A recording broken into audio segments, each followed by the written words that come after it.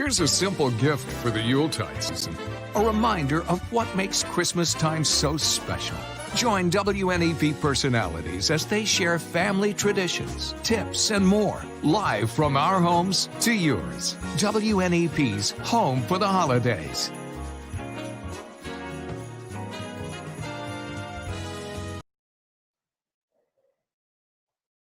Hi, everyone, and thanks for joining us. I'm Chuck Morgan, General Manager of WNEP. 2020 has been anything but normal, and what a better way to celebrate the holiday season than with an unconventional holiday special.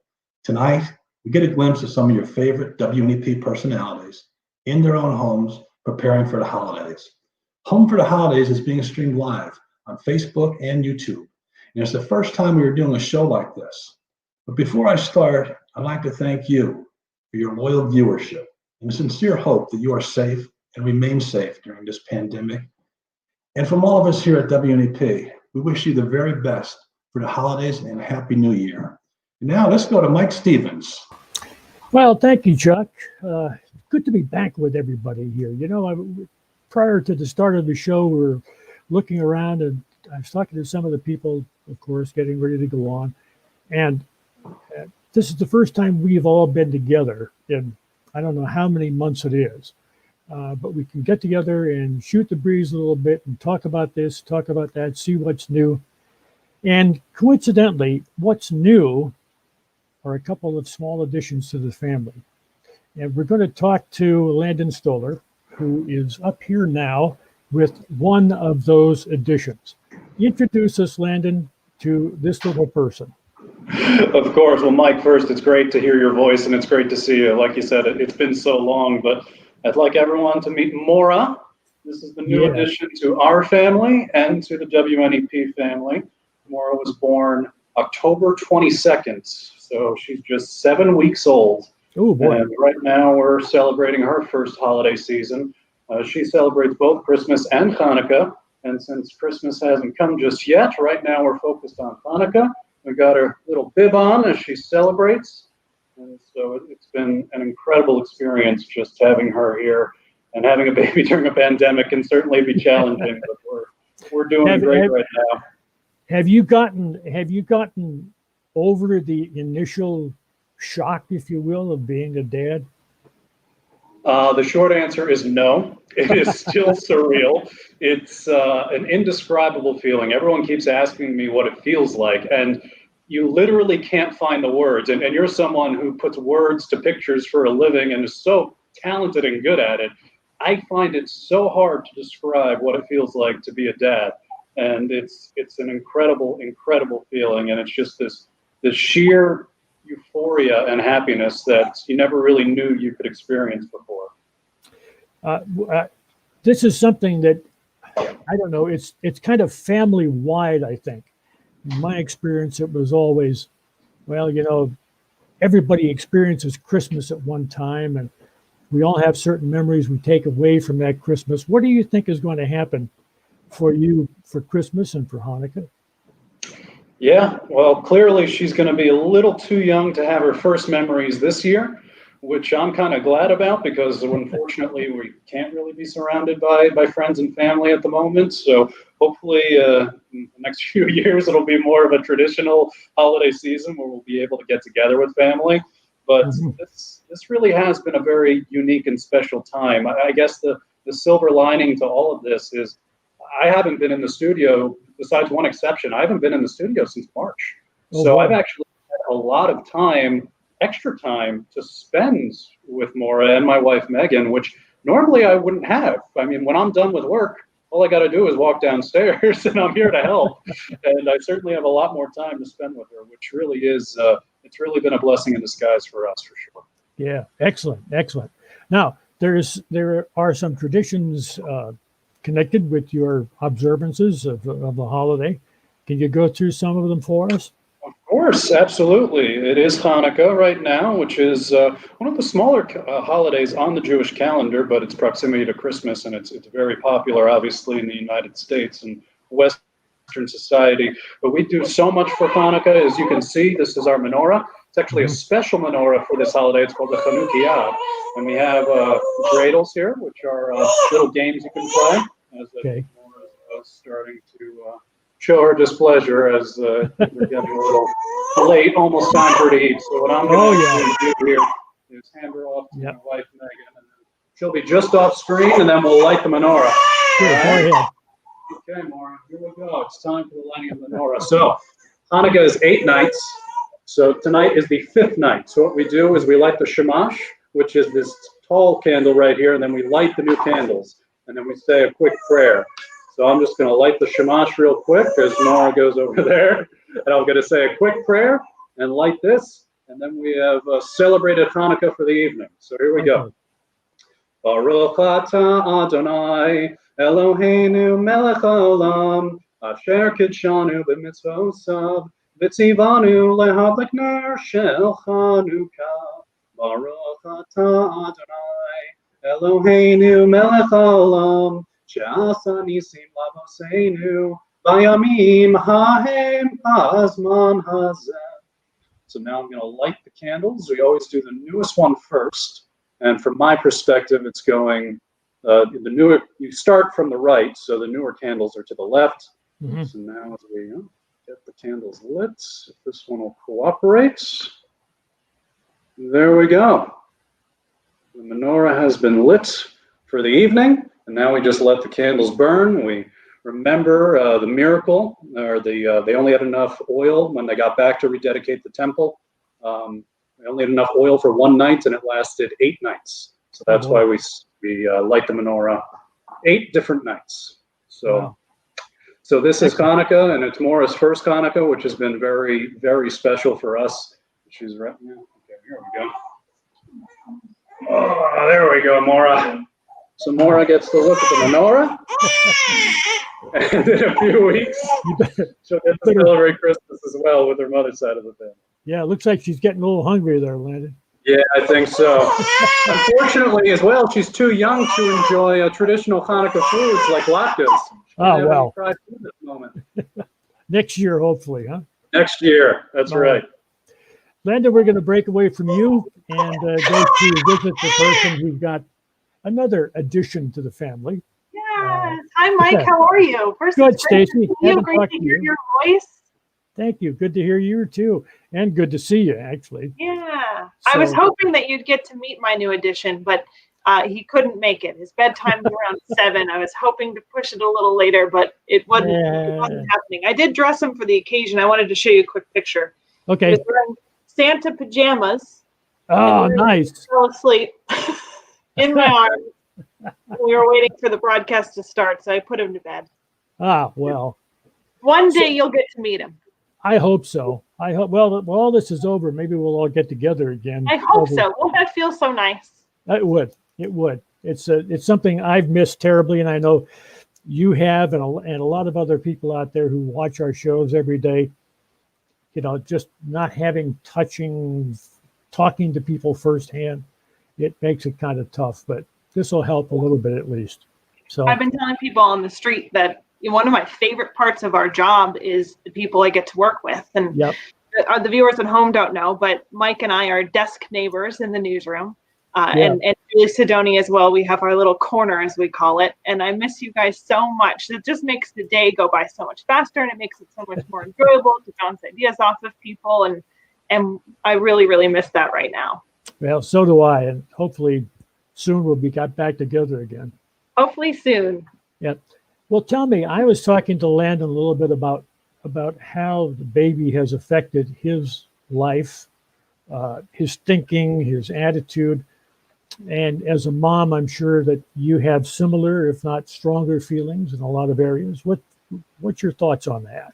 Absolutely. I mean, I've been telling Landon that I'm like a portal 4 months into his future, because my son is 6 months old tomorrow, actually. And while it feels like the fastest 6 months of my life, I also can't really remember what life was like without him. It's just so transformative and special. It's a bond. It's such a cliche, but everyone says oh, when you have a baby, you experience this love like you've never experienced before. And you think you know what people are talking about when they say that. And then it happens. And it is like a light bulb goes off. And you're like, oh, okay, my heart literally grew 3 sizes. It's incredible the depth of love you can feel for a person after you become a parent. Yeah. Well put. What, with Christmas being so messed up as it is this year, the celebration at least, what are some of the strong takeaways you're going to have from this year? Well, really, this whole year, we're documenters, we're historians in what we do. I've been being really careful to document everything, take a lot of pictures. I'm keeping a really detailed baby book for Owen, because I think that, any person's first year of life is notable and there's lots of stuff to commemorate. But I think even when he has grandchildren, looking back on 2020 and what his first year of life really looked like is going to be very interesting. So I'm trying to document as much as I can, even though like almost nothing of this year has been traditional, and we're not doing the traditional things that we normally do with our families. I'm trying to make it as memorable as possible. Mm-hmm. And I echo what Landon said. I'm glad he won't remember this. I'm happy to document it for him, but I'm glad. Yeah, I'm the one who will have to carry around those memories. Landon, you had a comment to make here. There's Landon. I just want to say, Stacy, I mean, this is, first of all, it's great to see you. Normally I see you every weekend and we sit next to each other. But what's a lot of people may not know at home is that Stacy and I actually went to college together. We graduated together at Syracuse. So not only, that's right. And not only to have this experience, not only to be coworkers together, but to also, we're both separately having our first child around the same time during this crazy year, this crazy pandemic experience. It's just been very, very surreal. And thank you for being that role model 4 months in advance. I'll let you know how it goes. Yeah, thank you. I appreciate it. Okay. All right. Lady and gentlemen, thank you very much for spending time with us again. Good to see you. Always nice to Always nice to see old friends, especially around Christmas time. Absolutely. And now, one of the other things that I have always been stuck on about the holidays is food. I don't know, it's just me. But some of the things we're going to be doing tonight are talking about and showing you some of our favorite foods. Maybe not so much mine because I just haven't sampled them yet, but other folks here on the shows. Carmela is standing by, even as we speak, with some good stuff in the making. Carmela. So I don't know. It's going to be hard to follow up Stacy and Landon. They have cute babies. I've got nothing. But I do have some sweet treats. One thing my dad and I really like to do during the holidays is we make cookies together. We're actually going to do it on Saturday. But I found a quick, fun recipe that's fun for the whole family. The ingredients are super easy to get. So I'm going to share that with you. They are sugar Oreo cookies with some chocolate chips. So what you do is you just get some regular, just sugar cookie dough. I made this, and I will put the ingredients somewhere. It's flour, sugar, all that normal stuff. But anyways, once you get all that together in your dough, then you're going to take 10 Oreo cookies. Totally fine if you want to try them out. 10 Oreo cookies, kind of chop them up and put them into your mixture, like so. Then you're going to take a half a cup of white chocolate chips. That's what the recipe calls for. But if you like dark chocolate, milk chocolate, whatever you want, go for it. You put that into your mixture. Then it says add some sprinkles. I'm not shy with sprinkles, so I'm not going to be tonight. So you just kind of put everything in there and shake it up. Now, fun fact, I was going to do this with my dad tonight, but he's a dentist and he works until 8. So he's off saving the world one tooth at a time. So you're stuck with just me. Anyways, once you get your stuff together, just mix it up.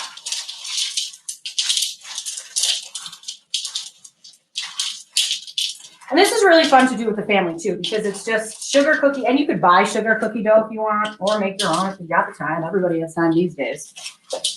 You can make your own, kind of just smush it all up. But the ingredients are simple. The kids will like them. Who doesn't like an Oreo? And for those who might have a gluten intolerance, you can use gluten-free flour. I've done it before. It's fine. And I heard Oreo is coming out with gluten-free Oreos in January. So I'm going to be buying a lot of those. Anyway, once you get your mixture together, just kind of got to mix it up.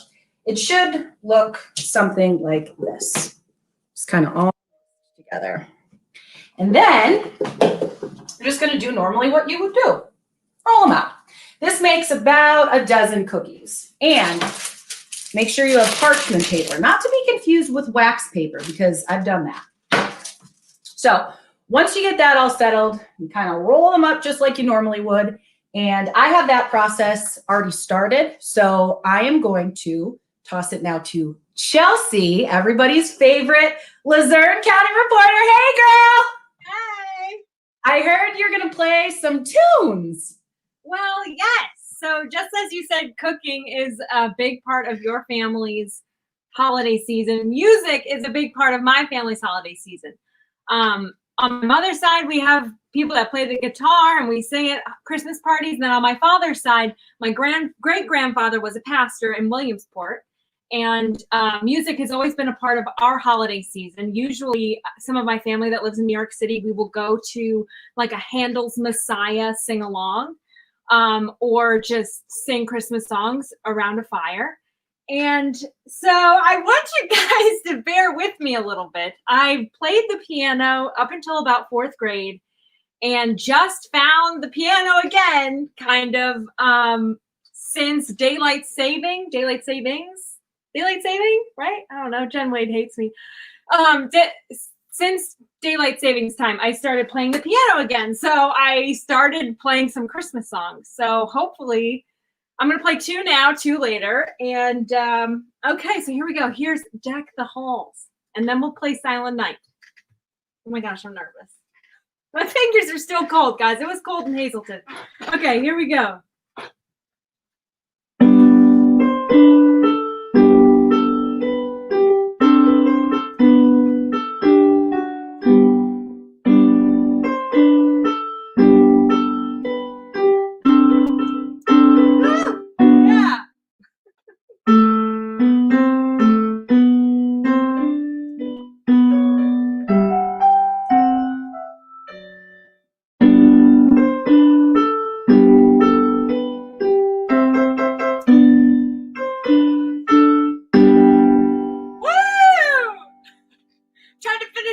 Strong, guys. Okay, Silent Night, here we go. We're gonna go a little bit slower. Maybe I won't mess up. Thanks, Carly. Carly, I think you have some of these earrings in your stocking this year. Anyway. Oh, there goes my cat. He's running across the floor. He's okay. Once I start playing, he'll leave.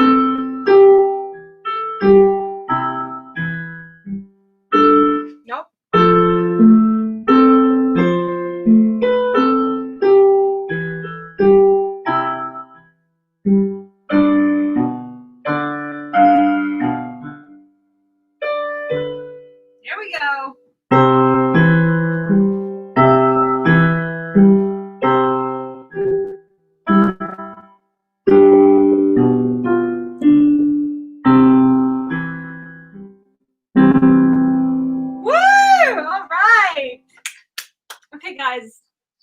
Ooh, what's smelling it done? What's cooking it done? Jacob's house. Smells so good. What do you think is it? It looks like bossy going on right here. And let me tell you about tradition. So we had a tradition at the Jacobs family where right after Coochie, that's what we called our Christmas Eve, or right after Christmas dinner, we would sit around the piano. My mother would play and we'd all sing songs. I love the idea of a piano in a house. But when I call my daughters and I say, when you close your eyes and you think about Christmas and you think about the traditional food that we eat, not expensive, not outrageous, what do you think of? My daughter Kristen said, it ain't a Jacob's party without onion dip, right?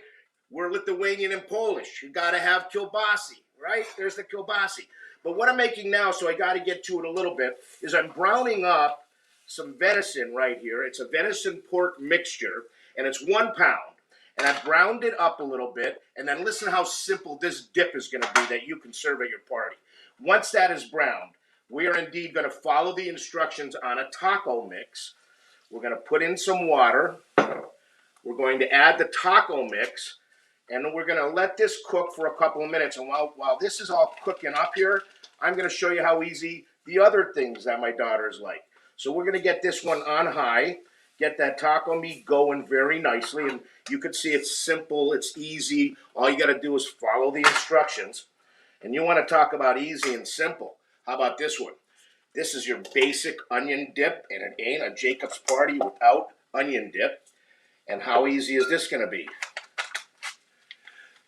We are going to open a package here, and voila, a little bit of mixture, and we've got gourmet onion dip. How easy is that, folks? You know, we used to make this, and whenever it was New Year's Eve, Christmas, and then it just became a tradition that whenever Lucy and I go and visit my kids, whenever we get together with my sisters and all of her family, we always make sure there's onion dip. Best to make that about an hour before, okay? So now what we're going to do is we're going to come back here to the taco mix. And I've got to tell you something. That with just a taco shell or poured over even tortillas would be delicious. But I like it very, very warm. And it's just about ready for the finishing touches. But once again, I say, what Jacob's party would be a party without kielbasi? So we're just going to slice this up nice and thin. This is my buddy Mike Wagner. He makes homemade kielbasi. Beautiful. I steamed it up a little bit. We're going to lay this out in a nice presentation over some crackers. And already I'm seeing 1, 2, 3 of my favorite dishes here. Just to serve at a Christmas party. You get what I'm saying. So, on to the finishing touches. I have the taco meat right there. And now here's the cool stuff. This, you know how that Velveeta or processed cheese, you don't need brand name, any of it. You know how that all comes in a box? You take that box, you cut it in half, make little cubes, and that's what goes in next. So we're going to go ahead and start getting that all melted down. And you'll see this instantly starts gumming up, instantly starts making what we're going to call sort of a mess. Look at that. And the last but not least, Rotel. Original for my kids. I like the hot, and so does Lucy. We're going to throw that in the frying pan. And I'm going to say, we're going to finish this up. We're going to put it out for a nice little serving. And then we're going to make a cocktail a little bit later in the program, too. So, Jackie, I know that when you indeed looked at this table, actually going out to Greg Sladisco. So Greg Sladisco is an engineer at WNEP, but for years, he has been putting on a display of lights. Greg, tell us where the display is and how can people come and see it? First of all, Don, that food you're making looks awesome, and I've had it before. So make sure you drop some off on the front porch later tonight. We've been doing this display about 15 years now. It's something we do as a gift to the community. They like it. Over the weekend, we had about 1,200 people back at the school to see it. It's just over 75,000 lights and about 25,000 channels of computer control overall.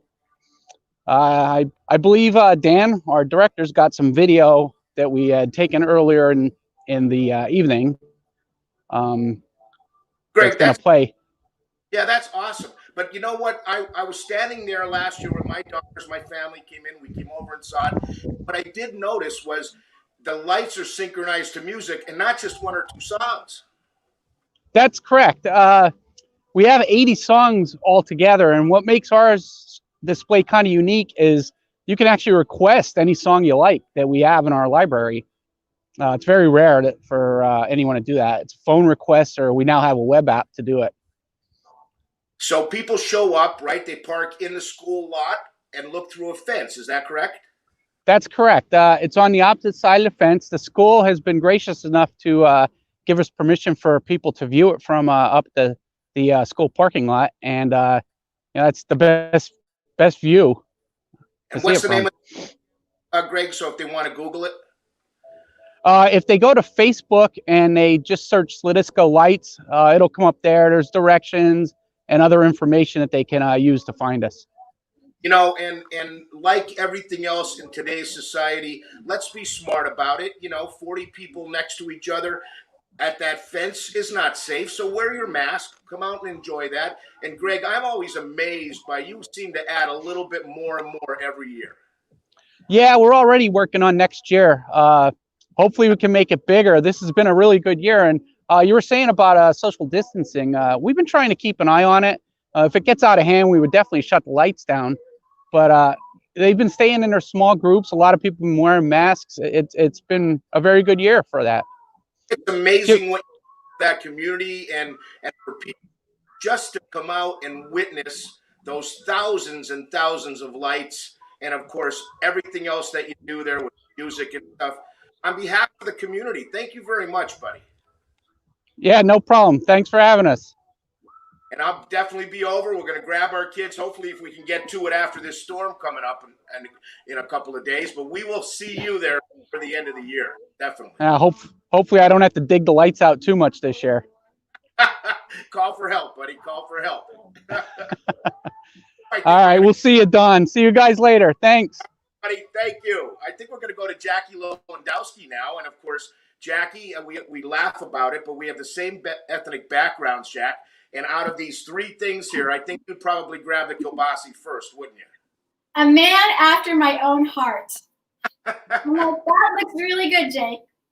Thanks. And how about Greg's lights? Beautiful, great display for the community to enjoy. What a beautiful thing Greg does. Welcome, everybody. Welcome to my home. Happy holidays. In my home, the holidays usually include people sitting around the table, having dinner, having a good time, enjoying each other's company, and then we all go to midnight mass, which is just such a special part of the holidays for me.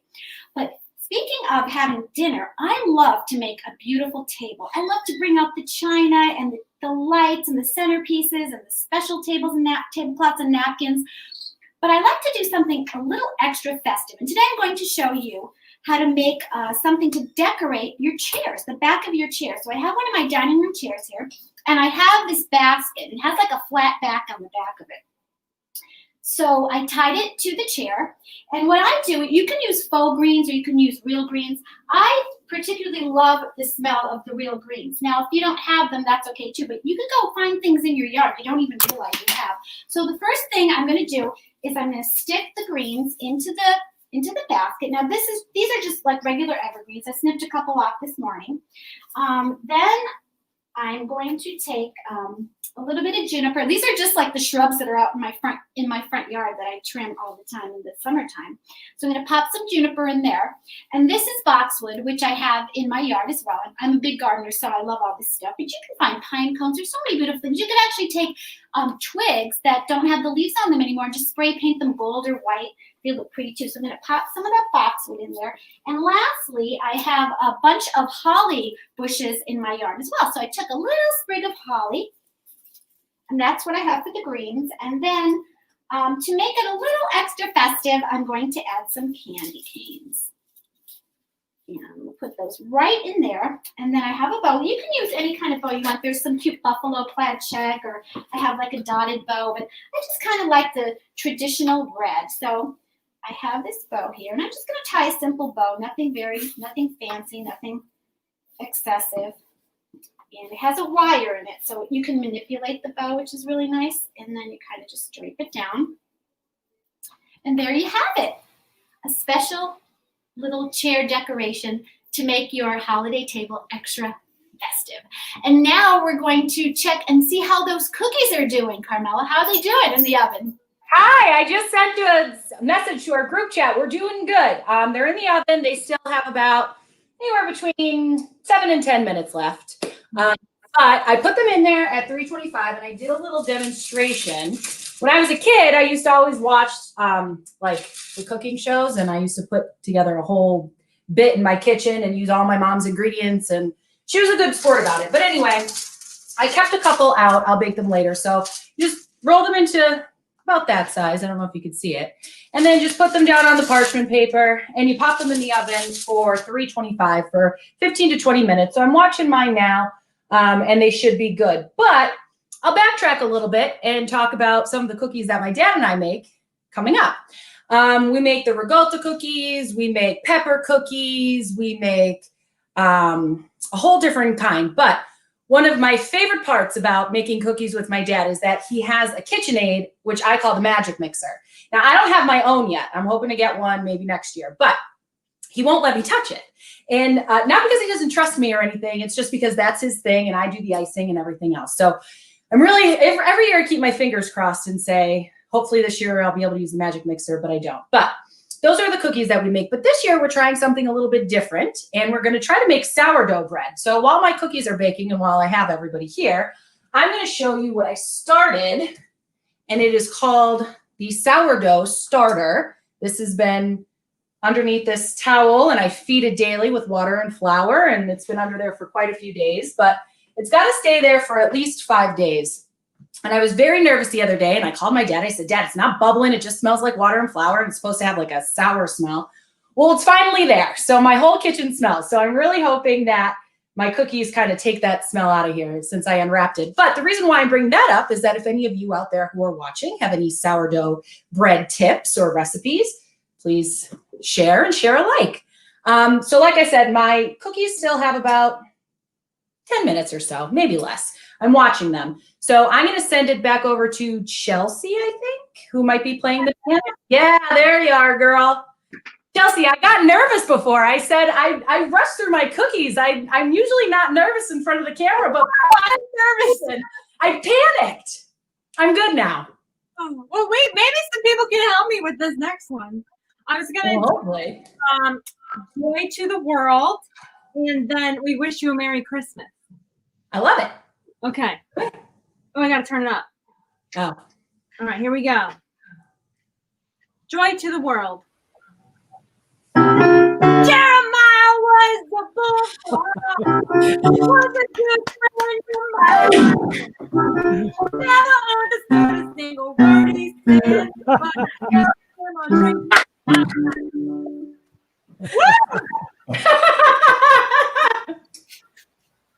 All right. Oh, Chelsea, you never cease to disappoint, sister. Now, where do we go from here, though, Chelsea? What the heck? What'd you say? I said, where do we go from here? You got to have another song, don't you? I don't know. I guess we'll just do a classic now.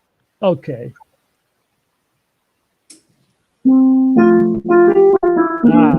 There you go.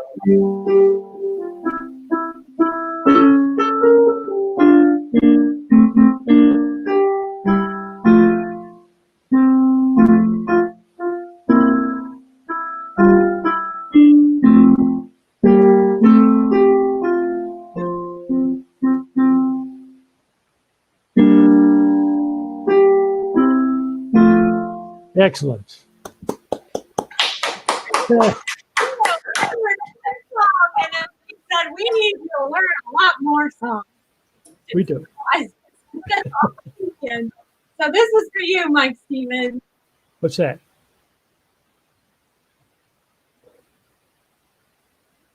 What are we doing? No, that was it. Oh, that was it. Okay, I thought we were doing something. But I'll tell you what, that singing made me thirsty. What's Don Jacobs up to? Well, I'll tell you, before we get into mixing, my grandmother, Machute, it was what my kids call her, Grandma Shooks, this is Christmas drink. Let me give you a tour of the table. All right, so first off, there is the onion dip that we made, and I always serve that with regular potato chips. Look at how nice this is all laid out. And then we've got that Velveeta dip, and I always serve that with crunchy corn. Now this is going to be a little bit hot, but those are corn chips. And all you have to do to dress up kielbasi is put them on Ritz. Look at that. So we've got a little party in front of us right now. And now, my grandmother's highballs. Here's what we're doing. We are going to take your favorite whiskey. Could be Seagram's, could be anything, could be bourbon if you like. 1 glass, 1 shot in each glass. Now, you could say, oh, that's just going to be a 7-7. Not the way that Grandma Millie made it. We are now going to add 7-Up, leaving enough to make this very festive. And the key is cherry juice. Sort of looks like a Shirley Temple, right? And for my mother, we always go with 2 cherries. Now, you got kids, just don't put the whiskey in. How festive is that for kids? Nice little Shirley Temple right there. Now, you may have noticed that I made 2 cocktails. So let me call in my significant other, Lucy. Hi, everybody. Since we're not going to be getting together with our family, we're doing the right thing. Lucy and I plan on having little get-togethers like this. You entered the Jacobs family, and when you did that, we threw you into kielbasi and all these other things, deer meat. Do you like this stuff? Yes, you're probably all jealous because it really smells delicious here. So we're going to say this. We're going to say highballs, if no alcohol, great for the kids, an easy party. And Lucy, I look forward to sharing Christmas and holidays with you. And we'd like to say Merry Christmas to everybody watching. Merry Christmas, everybody. And a happy holiday. And Jackie, this sip's for you, kiddo. Happy holidays. Happy holidays. That looks good. But we have a little bit of celebration too, Jake. Something we're going to make a celebration cider. And joining me now is the one of the producers of Home and Backyard, who I work with all the time, the talented Martina Yetcho. Hi. And she's going to assist me in making the celebration cider. Okay, so go ahead with the ingredients, Martina. Okay, so for our celebration cider, it starts with 4.5 cups of cider, and then just a tablespoon of orange juice, and then 3 cloves, and 1 star anise. And then we'll add 2 ounces of bourbon into our cup after it's done. So if you want it not spiked, that's okay. Exactly. Okay, so what we do is right now we've already put in the cider and the orange juice. Then we add the star anise, and then you add the clove. And what you do is you take this and you put it on the stove and boil it for 10 minutes. That's it. That's all you have to do. So what we've done is we've pre-boiled it. So I made some, and we have it piping hot in here. So what we're going to do is there's one more step we want to add. If you want to do this, it's kind of a fun thing. Yeah, so we have our festive Christmas mugs, and we're going to put a little sugar rim on the top of it. So here we have some cut up oranges. So all you have to do is take an orange and really wet the top of it with the orange.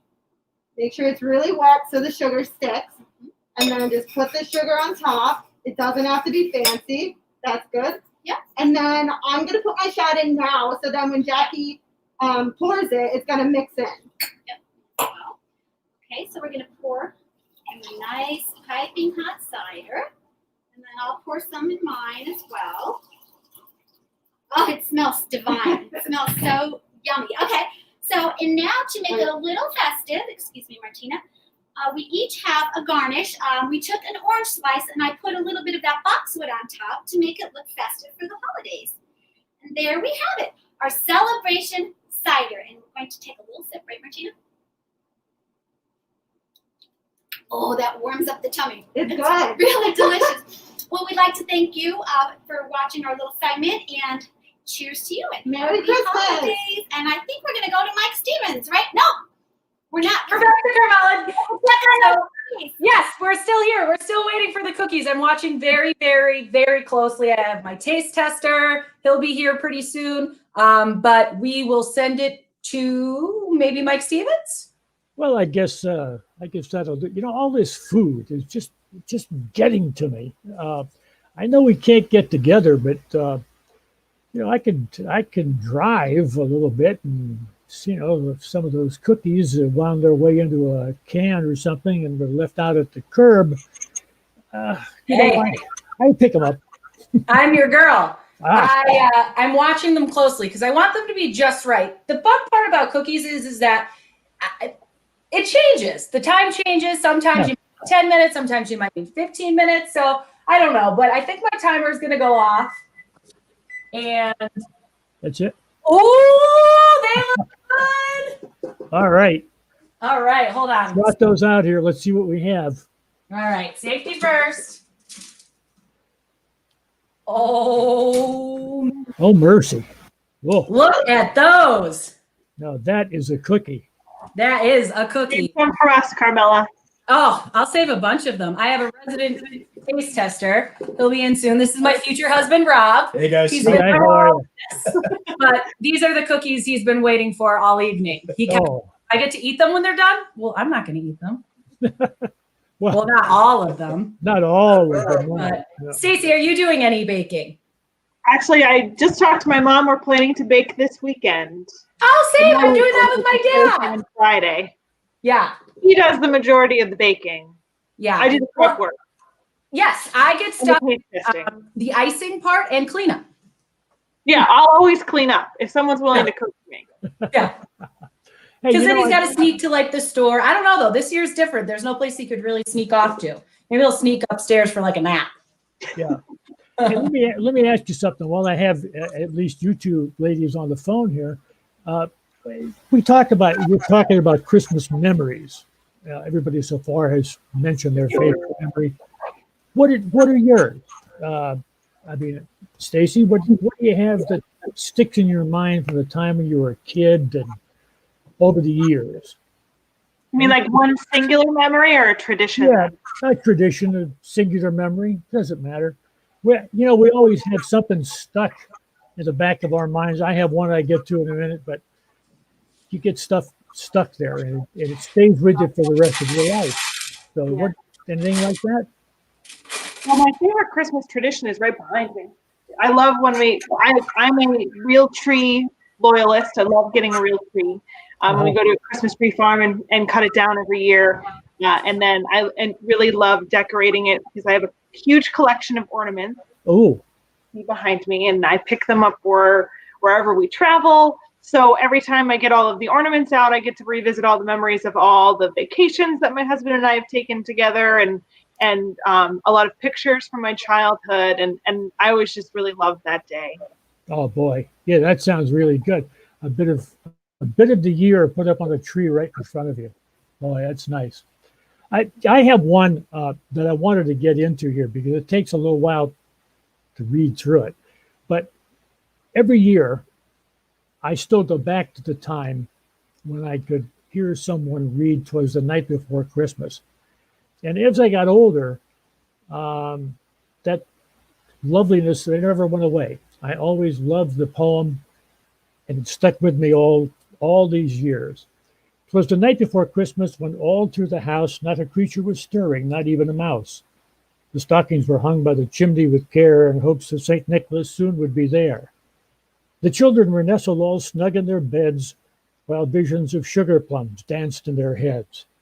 And Mama in her kerchief and I in my cap had just settled our brains for a long winter's nap. When out on the roof there arose such a clatter, I sprang from my bed to see what was the matter. Away to the window I flew like a flash, tore open the shutter and threw up the sash. The moon on the breast of the new-fallen snow gave the luster of midday to objects below. When what to my wondering eyes should appear but a miniature sleigh and 8 tiny reindeer. With the little old driver so lively and quick, I knew in a moment it must be St. Nick. More rapid than eagles his coursers they came, and he whistled and shouted and called them by name. Now Dasher, now Dancer, now Prancer and Vixen, On Comet, on Cupid, on Donner and Blitzen. To the top of the porch, to the top of the wall. Now dash away, dash away, dash away all. As dry leaves that before the wild hurricane fly, when they meet with an obstacle, mount to the sky, so up to the housetop the coursers they flew with the sleigh full of toys. And St. Nicholas, too. And then in a twinkling I heard on the roof the prancing and pawing of each little hoof. As I drew in my head and was turning around, down the chimney St. Nicholas came with a bound. He was dressed all in fur, from his head to his foot, and his clothes were all tarnished with ashes and soot. A bundle of toys he had flung on his back, and he looked like a peddler just opening his pack. His eyes, how they twinkled, his dimples, how merry. His cheeks were like roses, his nose like a cherry. His droll little mouth was drawn up like a bow, and the beard on his chin was as white as the snow. The stump of a pipe he held tight in his teeth, and the smoke had encircled his head like a wreath. He had a broad face and a little round belly that shook when he laughed, like a bowl full of jelly. He was chubby and plump, a right jolly old elf, and I laughed when I saw him in spite of myself. The wink of his eye and the twist of his head soon gave me to know I had nothing to dread.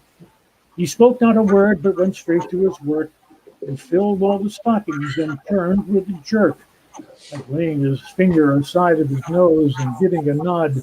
Up the chimney he rose. He sprang to his sleigh, to his team gave a whistle. Away they all flew like the down of a thistle. But I heard him exclaim ere he drove out of sight, Happy Christmas to all, and to all a good night. I can read just exactly. Okay. Thank you. Thank you. So tell me some of your other favorite thing, gang. I mean, we've got to, each of you has to have a memory of some kind, of something in particular that you especially love. Anybody? And you viewers out there, if you have any, let us know about yours as well. So I could show. What? Here's my cookies all done. They're beautiful. Oh, mercy sakes alive. Look at there, a cookie.